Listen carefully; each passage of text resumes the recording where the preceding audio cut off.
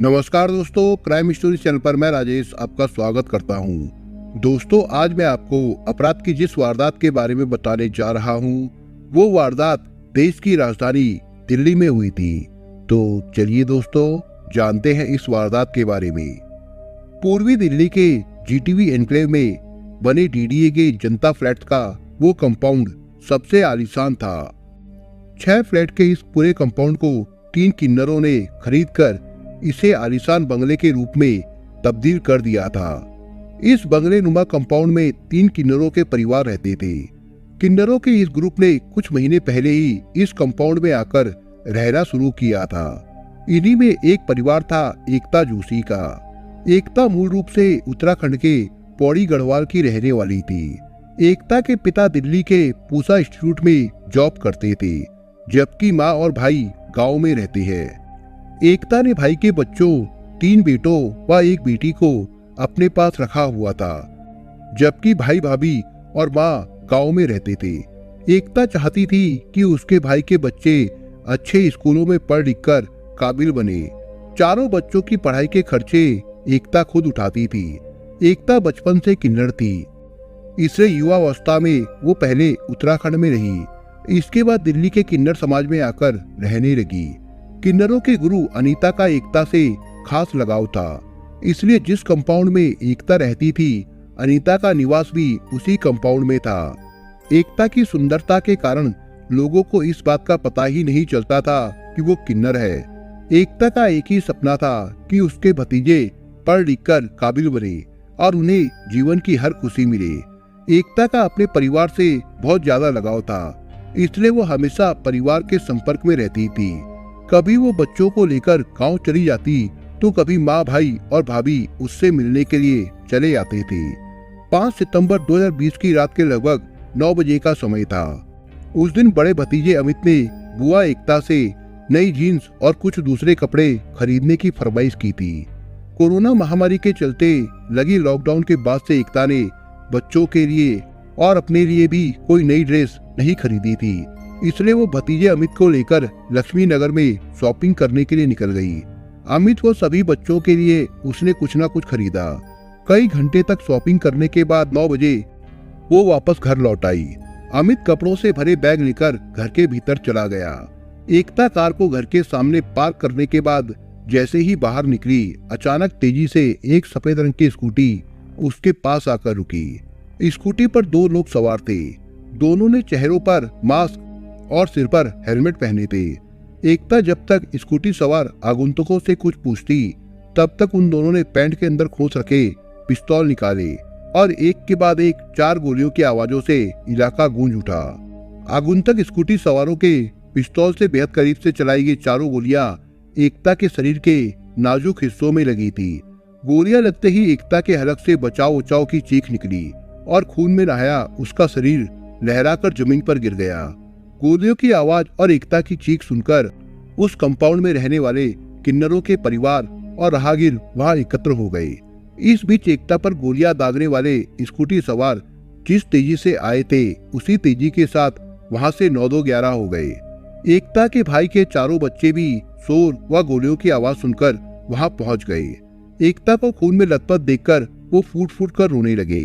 तब किसी ने अस्पताल ले चलने की बात कही तो कंपाउंड के रहने वाले कुछ किन्नर एकता को जल्दी से गाड़ी में डालकर समीप के जीटीबी अस्पताल ले गए, लेकिन वहां पहुंचते ही डॉक्टरों ने बता दिया कि उसकी मौत हो चुकी है।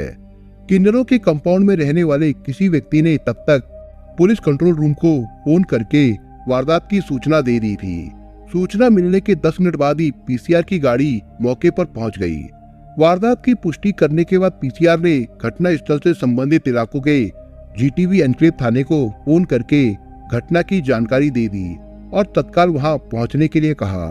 सूचना मिलते ही जीटीवी थाने के एसएचओ अरुण कुमार अपने इंस्पेक्टर इन्वेस्टिगेशन धर्मेंद्र कुमार को लेकर वारदात वाले स्थान पर पहुंच गए। पता चला कि एकता किन्नर को कुछ लोग जीटीबी अस्पताल ले गए हैं और उसकी मौत हो चुकी है। एसएचओ अरुण कुमार ने इंस्पेक्टर धर्मेंद्र कुमार को पंचनामे की कार्रवाई के लिए जीटीबी अस्पताल भेज दिया और खुद घटना स्थल पर जांच व पूछताछ का काम शुरू कर दिया। सबसे पहले उन्होंने अमित से पूछताछ की। जिसने लक्ष्मीनगर बाजार से शॉपिंग करके लौटने और घर के भीतर जाने के बाद बाहर अपनी बुआ को गोली मार जाने की सारी बात बता दी। तब तक वारदात की सूचना पाकर एसपी मुकेश त्यागी और सहादरा जिले के डीसीपी अमित शर्मा भी क्राइम व फॉरेंसिक टीम के साथ मौके पर आ गए। पूछताछ में पता चला कि वारदात के बाद कातिल मुश्किल से 5 मिनट में वारदात को अंजाम देकर वहां से फरार हो गए थे। इंस्पेक्टर धर्मेंद्र कुमार भी एकता के शव की जांच पड़ताल और उसके शव की पंचनामे की कार्रवाई करके वापस घटना स्थल पर आ गए थे। एकता के सीने व पेट में 4 गोली लगी थी। गोली मारने के बाद मौके से स्कूटी पर फरार हुए कातिलों का चेहरा किसी ने नहीं देखा था। जिस कंपाउंड में एकता व अन्य किन्नरों के परिवार रहते थे उसके गेट पर सीसीटीवी कैमरे लगे थे। पुलिस ने सीसीटीवी कैमरों की फुटेज को जांच के लिए अपने कब्जे में ले लिया। एसीपी मुकेश त्यागी के निर्देश पर उसी रात एसएचओ अरुण कुमार सिंह ने धारा 302 के तहत हत्या का मुकदमा दर्ज करके जांच का काम इंस्पेक्टर धर्मेंद्र के सुपुर्द कर दिया। साथ ही उनकी मदद के लिए एक विशेष टीम का गठन भी कर दिया। जांच का काम शुरू करते ही पुलिस ने सबसे पहले सीसीटीवी फुटेज की जांच की, लेकिन उससे कोई खास मदद नहीं मिली क्योंकि बदमाशों के चेहरे पूरी तरह हेलमेट व मास्क से ढके थे। पुलिस को वारदात में इस्तेमाल की गई स्कूटी के नंबर से मदद मिलने की उम्मीद थी क्योंकि सीसीटीवी में उसका नंबर स्पष्ट नजर आ रहा था, लेकिन जब नंबर की पड़ताल की गई तो पता चला कि इस नंबर पर स्कूटी रजिस्टर्ड ही नहीं है, जिससे साफ हो गया कि कातिलों ने स्कूटी पर फर्जी नंबर प्लेट का इस्तेमाल किया था। पुलिस को शक था कि संभव है पिछले दिनों एकता का किसी से कोई झगड़ा हुआ हो या फिर किसी ने उसे धमकी दी हो, क्योंकि आमतौर पर किन्नर समाज में सबसे ज्यादा झगड़े इलाकों को लेकर होते हैं। दिल्ली में किन्नरों के अलग अलग ग्रुप है और अक्सर इलाके में काम करने को लेकर कोई ग्रुप किसी दूसरे इलाके में घुस आता है तो इस इलाके में काम करने वाले किन्नर झगड़ा कर लेते हैं। जब इस बिंदु पर जांच हुई और कंपाउंड में रहने वाले किन्नरों से पूछताछ की गई तो पता चला एकता स्वभाव से बेहद मिलनसार थी। उसका किसी से कोई विवाद नहीं था। पूछताछ करने पर पता चला कि इसी कंपाउंड में रहने वाली अनीता जोशी इस इलाके की गुरु है, जिन्होंने एकता को अपना उत्तराधिकारी घोषित कर दिया था। इसलिए पैसे के लेन देन का सारा हिसाब एकता ही रखती थी। किन्नर समाज में एकता का रुतबा बढ़ चुका था। वो पूरी दिल्ली की गुरु बनने की रेस में शामिल हो गई थी। एकता के करीबियों से पूछताछ में ये भी पता चला कि जिस रात एकता की हत्या हुई उसी सुबह नंद नगरी 212 बस स्टैंड पर जनता फ्लैट्स के किन्नर ग्रुप का दूसरे किन्नरों के ग्रुप के साथ विवाद हुआ था। दूसरा ग्रुप कमजोर पड़ गया था, जिसने रात को देख लेने की धमकी दी थी। इसलिए पुलिस को आशंका हुई कि कहीं इस हत्याकांड को आपसी रंजिश के तहत अंजाम ना दिया गया हो। पुलिस ने किन्नरों से पूछताछ के बाद किन्नरों के दूसरे गुट के बारे में जानकारी हासिल की और कुछ किन्नरों को हिरासत में लेकर उनसे पूछताछ की, लेकिन पूछताछ के बाद भी पुलिस किसी नतीजे पर नहीं पहुंच सकी। फिर भी ना जाने क्यों एसएचओ अरुण कुमार को अंदेशा था कि किन्नर समाज के लोग ही इस हत्या में शामिल है। गुरु की कुर्सी हासिल करने के चलते भी ये हत्या हो सकती है। जिन संदिग्ध लोगों को पुलिस से हिरासत में लिया था उनसे हत्याकांड के बारे में तो पता नहीं चला, लेकिन ये जरूर पता चल गया कि एकता को उत्तराधिकारी घोषित किए जाने के बाद दिल्ली में कई किन्नर गुरु एकता से नाराज थे। दूसरी तरफ पुलिस की टीम ने इलाके के 100 से ज्यादा लोगों से पूछताछ कर ली थी और 200 से ज्यादा कैमरों की फुटेज खंगाल ली थी, लेकिन इसके बावजूद कोई ठोस जानकारी हासिल नहीं हो पाई थी। कुछ किन्नरों से पूछताछ के बाद पुलिस को ऐसे संकेत मिले कि एकता जोशी की हत्या में भाड़े के हथियारों का इस्तेमाल हो सकता है। ऐसा इसलिए भी लग रहा था क्योंकि गोली चलाने वाले बेहद प्रोफेशनल थे। दूसरी तरफ देश के कई हिस्सों में किन्नर समाज के लोगों ने एकता जोशी की हत्या पर आक्रोश जताते हुए हत्याकांड का जल्द खुलासा करने की मांग भी शुरू कर दी थी। एकता के रुतबे का अंदाजा इसी बात से लगाया जा सकता था कि उसकी हत्या के बाद शिवसेना के दिल्ली प्रदेश अध्यक्ष जय भगवान भी शोक प्रकट करते हुए उसके घर पर पहुंचे। एसएचओ अरुण कुमार ने जांच पड़ताल में साइबर सेल टीम की भी मदद ली थी। साइबर टीम के सहयोग से पुलिस ने घटना स्थल के आसपास उस रात एक्टिव मोबाइल फोन नंबरों का डंप निकालकर छानबीन शुरू कर दी। एकता जोशी के मोबाइल की कॉल डिटेल्स निकालकर पुलिस ने उसकी भी छानबीन की। इस बिंदु पर की गई छानबीन के बाद पुलिस को पता चला कि एकता जोशी की पश्चिमी यूपी के मेरठ व गाजियाबाद में कुछ लोगों से बातचीत होती थी, जिन नंबरों से उन्हें कॉल आती थी या की जाती थी वे सभी मेरठ के अपराधियों के थे। इसलिए एसीपी मुकेश त्यागी ने मेरठ में एसटीएफ टीम से संपर्क कर हत्याकांड में मदद करने के लिए कहा था। उत्तर प्रदेश पुलिस की स्पेशल टास्क फोर्स के डीसीपी ब्रजेश सिंह ने अपने तेज तर्रार इंस्पेक्टर रविंद्र कुमार के नेतृत्व में एक टीम गठित कर दी।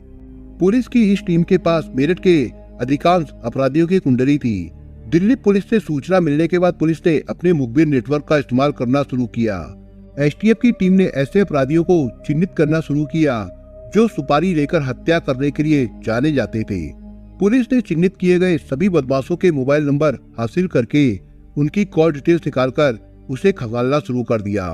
इसी पड़ताल के दौरान एसटीएफ की टीम को आमिर गाजी नाम के एक बदमाश के मोबाइल की लोकेशन 5 सितंबर को दिल्ली में मिली।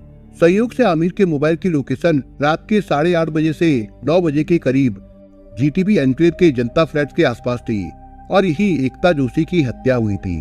एसटीएफ की टीम समझ गई कि दिल्ली पुलिस का शक सही है कि एकता जोशी की हत्या करने वाले बदमाशों का संबंध मेरठ से है। इसलिए जानकारी मिलने के बाद एसटीएफ की टीम ने आमिर गाजी को ट्रैक करना शुरू कर दिया और 9 नवंबर को सूचना मिलने के बाद एसटीएफ टीम ने शाम को करीब 7 बजे उसे गिरफ्तार कर लिया। आमिर के साथ एक अन्य युवक भी था। तलाशी लेने के बाद दोनों के कब्जे से एक ऑटोमेटिक पिस्टल और एक तमंचा बरामद हुआ। आमिर के साथ पकड़े गए युवक का नाम सुहेल खान था। पुलिस को दोनों से पूछताछ करने में ज्यादा मशक्कत नहीं करनी पड़ी। थोड़ी सी सख्ती के बाद आमिर ने कबूल कर लिया कि उसी ने अपने एक दोस्त गगन पंडित के साथ मिलकर किन्नर एकता जोशी की हत्या की थी। आमिर मेरठ के कुख्यात अपराधी और गाजियाबाद की डासना जेल में बंद सलमान गाजी का छोटा भाई है। आमिर गाजी ने बताया कि गगन पंडित ने किन्नर गुरु एकता जोशी की हत्या कराई थी। क्योंकि उसके भाई सलमान के गैंग की रंजिश सारी गैंग से चल रही है, इसलिए जेल में बंद सलमान ने आमिर से कहा था कि किसी भी तरह सारिक की हत्या करा दे तो शहर में उनकी पकड़ मजबूत हो जाएगी। बस इसी काम के लिए आमिर ने कुछ दिन पहले गगन पंडित से मदद मांगी थी। आमिर की गगन पंडित से 6 महीने पहले ही हाजी याकूब गली में रहने वाले असलम पहलवान के जरिए मुलाकात हुई थी। दोनों की जान पहचान जल्दी ही दोस्ती में बदल गई थी। 3 महीने पहले गगन पंडित ने आमिर से कहा था कि वो पहले दिल्ली के सादरा में जीटीबी एनक्लेव में एक हत्या करने में उसकी मदद कर दे तो उसके बाद वो सारी गैंग का खात्मा करने में उसकी मदद करेगा। आमिर ने कह दिया कि वो उसके काम में मदद जरूर करेगा, लेकिन उसके बाद उसे सारी गैंग को खत्म करने में उसकी मदद करनी पड़ेगी। इस बात पर दोनों की ही सहमति बन गई थी। 5 सितंबर 2020 को आमिर मेरठ में था। जब सुबह के वक्त उसके पास गगन पंडित का फोन आया तो उसने बताया कि वो दिल्ली में है। गगन ने उससे कहा, दोस्त, जिस काम के लिए तुम्हें मेरी मदद करनी है उसे पूरा करने का वक्त आ गया है। इसी वक्त दिल्ली चले आओ। मदद लेने से पहले दोस्त की मदद करने का वादा किया था, लिहाजा आमिर उस समय दिल्ली के लिए रवाना हो गया। शाम को 3 बजे के करीब वो दिल्ली पहुंच गया और नंद नगरी में उस जगह पहुंचा जहां गगन ने उसे पहुंचने के लिए कहा था। गगन पंडित के साथ वहां कुछ और लोग भी थे। यहीं पर गगन ने उसे बताया कि जीटीबी एनक्लेव में रहने वाले एक किन्नर एकता जोशी से उसकी खुन्नस चल रही है। किन्नर से तुम्हारी किस बात की खुन्नस गगन भाई? आमिर ने पूछा। मेरी सीधी तो खुन्नस नहीं है, लेकिन उसकी बिरादरी के कुछ लोग हैं जिनसे अपनी दोस्ती है और वे मदद भी करते रहते हैं। उन्हीं के रास्ते का कांटा बन गई है एकता जोशी। बस इसलिए टपकाना है, समझो पीछे से डिमांड मिली है। गगन जोशी ने थोड़े शब्दों में पूरी बात बता दी। ठीक है भाई, आप चाहते हो तो टपका देते हैं, आमिर ने जोश के साथ कहते हुए पूछा। सामान वगैरह है या जुगाड़ करने पड़ेंगे? चिंता मत करो, पूरा सामान है। कहते हुए गगन ने उसे इंग्लिश पिस्टल दी और खुद भी एक पिस्टल निकालकर अपनी पैंट में खोस ली। इसके बाद वे किसी के फोन का इंतजार करने लगे। शाम को किसी का फोन आने के बाद गगन आमिर को एक स्कूटी पर बैठाकर अपने साथ जीटीबी एनक्लेव में जनता फ्लैट्स के पास पहुंचा और इंतजार करने लगा। पहचान छिपाने के लिए दोनों ने सिर पर हेलमेट लगा लिए थे और चेहरे पर मास्क भी लगा लिए थे। उन्हें बैकअप देने के लिए गगन के कुछ साथी भी स्कूटी लेकर उनके आसपास थे। रात करीब 9 बजे जैसे ही एकता जोशी की कार उसके कंपाउंड के बाहर आकर रुकी तो गगन ने थोड़ी दूर पर खड़ी अपनी स्कूटी स्टार्ट की और जब तक एकता कार से बाहर निकलती तब तक स्कूटी ले जाकर एकता के पास रोक दी। एकता जैसे ही कार से बाहर निकली, आमिर और गगन ने उस पर दो दो गोलियां इतनी नजदीक से दागी कि उसके बचने की गुंजाइश ही नहीं थी। गोलियां मारने के बाद दोनों फौरन घटनास्थल से फरार हो गए। एकता की हत्या के बाद आमिर और गगन दोनों ही मेरठ वापस आ गए। हालांकि आमिर के साथ गिरफ्तार हुए सुहेल खान उर्फ सोनू का एकता की हत्या से कोई वास्ता नहीं था, लेकिन उससे पुलिस ने अवैध हथियार बरामद किया था। इसलिए एसटीएफ ने उसके खिलाफ भी आमिर के साथ शस्त्र अधिनियम के तहत मामला दर्ज कर लिया। मेरठ के नूरनगर का रहने वाला सुहेल चौराहे पर कार वॉशिंग का काम करता है। सुहेल 2 साल से आमिर के संपर्क में था। श्यामनगर निवासी इरफान ने परवेज से उसका संपर्क कराया था। परवेज ने सुहेल से कहा था कि किसकी हत्या करनी है और कब करनी है, इसके बारे में आमिर उसे बताएगा। आमिर को परवेज ने बता दिया था कि उसे सुहेल के साथ मिलकर किन लोगों की हत्या को अंजाम देना है। आमिर गाजी के एकता हत्याकांड के कबूलनामे के बाद एसटीएफ के डीसीपी ब्रजेश सिंह ने सीमापुरी एसीपी मुकेश त्यागी और जीटीवी एनक्लेव थाने के एसएचओ अरुण कुमार को आमिर की गिरफ्तारी और एकता हत्याकांड के खुलासे की सूचना दे दी और उनके खिलाफ शस्त्र अधिनियम का मामला दर्ज करके मेरठ की अदालत में पेश कर दिया, जहां से उन्हें मेरठ जेल भेज दिया गया था। फिलहाल अभी तक हत्याकांड में शामिल गगन पंडित की गिरफ्तारी नहीं हुई थी। पुलिस को आशंका है कि एकता की हत्या किसी विरोधी किन्नर ग्रुप ने सुपारी देकर कराई है।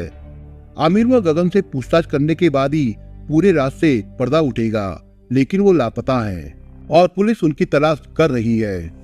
दोस्तों, आप अगर चैनल पर नए हो तो आप चैनल को सब्सक्राइब करने के साथ कमेंट बॉक्स में इस कहानी के बारे में अपने विचार जरूर लिखिएगा। मिलता हूँ एक नई कहानी के साथ, तब तक के लिए अपना ख्याल रखिएगा। धन्यवाद।